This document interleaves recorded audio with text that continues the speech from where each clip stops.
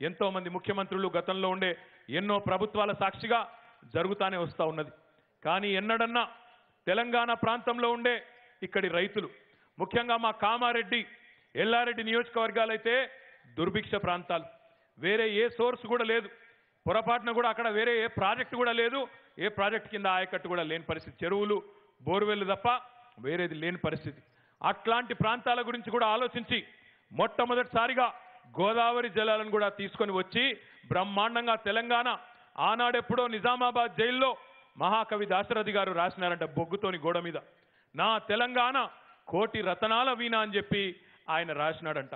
ఈరోజు మన ముఖ్యమంత్రి కేసీఆర్ గారు ఒకటే అంటున్నారు, నా తెలంగాణ కోటి రతనాల వీణ మాత్రమే కాదు, కోటి ఎకరాల మాగాణం కావాలి, రైతు రాజు కావాలి, రైతు బ్రహ్మాండంగా సంతోషంగా ఉండాలనే ప్రయత్నం మన ముఖ్యమంత్రి గారు పట్టుదలతో చేస్తూ ఉన్నారు.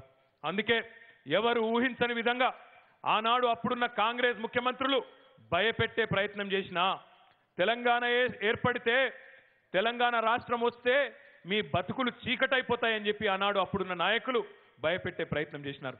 కానీ 6 నెలలు తిరగకుండానే బ్రహ్మాండంగా మరి పరిశ్రమలకు కానీ ఇళ్లకు కానీ వ్యవసాయానికి కానీ ఈరోజు తెలంగాణ రైతు గల్లా గల్లా ఎగిరేసి చెప్పొచ్చు మొత్తం దేశం రైతులకు. మా ముఖ్యమంత్రి కేసీఆర్ గారు వ్యవసాయానికి ఉచితంగా 24 గంటలు ఇస్తున్న ఏకైక ముఖ్యమంత్రి భారతదేశంలో కేసీఆర్ మాత్రమే అని చెప్పి ప్రతి రైతు తెలంగాణలో ఈరోజు గల్లా ఎగిరేసి చెప్పే పరిస్థితి ఉన్నది అంటే అది మన ముఖ్యమంత్రి గారి యొక్క సమర్థత కాదా? మీరు ఆలోచించాలని చెప్పి కోరుతా ఉన్నా. అదే రకంగా ఒక్కసారి పరిస్థితులను బేరీజు వేసుకోవాలని చెప్పి కూడా నేను కోరుతా ఉన్నా. ఇక్కడ ఉన్న వాళ్ళందరూ రైతు బిడ్డలమే, మన ముఖ్యమంత్రి గారితో సహా అందరం కూడా రైతు కుటుంబాల నుంచి వచ్చిన వాళ్ళమే కాబట్టే ఆలోచించమని అడుగుతా ఉన్నా.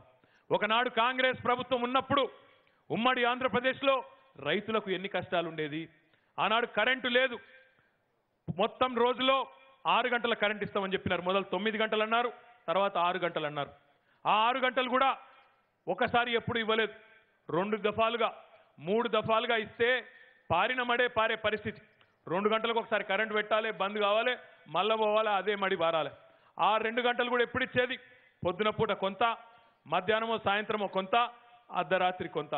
ఆ అర్ధరాత్రి దొంగలు వచ్చే కరెంటు కోసం కావలగాసి తందుకు పోయి బాయికాడికి పోయి కరెంటు షాక్ కొట్టి చచ్చిపోయిన వాళ్ళు కొంతమంది, పాములు కొట్టి చచ్చిపోయిన వాళ్ళు కొంతమంది, ఆ కరెంటు మోటార్లు పేలిపోతుంటే, కరెంటు మోటార్లు కాలిపోతుంటే, ట్రాన్స్ఫార్మర్లు పేలిపోతుంటే విద్యుత్ అధికారుల చుట్టూ తిరిగి తిరిగి చివరికి కరెంటు లేక సబ్ స్టేషన్ల ముంగడ ధర్నా చేసి కుర్చీలు వలగొట్టి సబ్ స్టేషన్లలోనే అధికారులను లోపలేసి తలుపులు పెట్టి ఇగో మా ప్రెస్ అన్నలందరూ ఇక్కడనే ఉన్నారు. ఇవన్నీ కూడా మనం మర్చిపోకూడని సందర్భాలనే మాట కూడా నేను మీకు గుర్తు చేస్తా ఉన్నా. ఈ రోజు ఉన్నాయా తెలంగాణలో ఎక్కడన్నా సబ్ స్టేషన్ల ముందు ధర్నాలు? ఈ రోజు ఉన్నాయా ఎక్కడన్నా అట్లాంటి దారుణమైన పరిస్థితులు?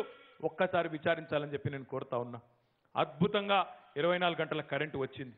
ఇంకా చేయవలసిన పని చాలా ఉన్నది కాబట్టే వ్యవసాయానికి, ముఖ్యంగా రైతుకు, రైతు పక్షపాతి ప్రభుత్వంగా భూ రికార్డుల ప్రక్షాళన చేసిన బ్రహ్మాండంగా వ్యవసాయానికి ఈ దేశంలో ఏ ప్రధానమంత్రి ఏ ముఖ్యమంత్రి ఆలోచించని విధంగా ఎకరానికి 4,000 రూపాయల చొప్పున 2 పంటలకు రైతు బంధువై 8,000 రూపాయల పెట్టుబడి ఇచ్చిన ఏకైక నాయకుడు కేసీఆర్ తప్ప ఎవరైనా ఉన్నారా? ఒక్కసారి మీరు ఆలోచించాలని చెప్పి నేను కోరుతా ఉన్నా.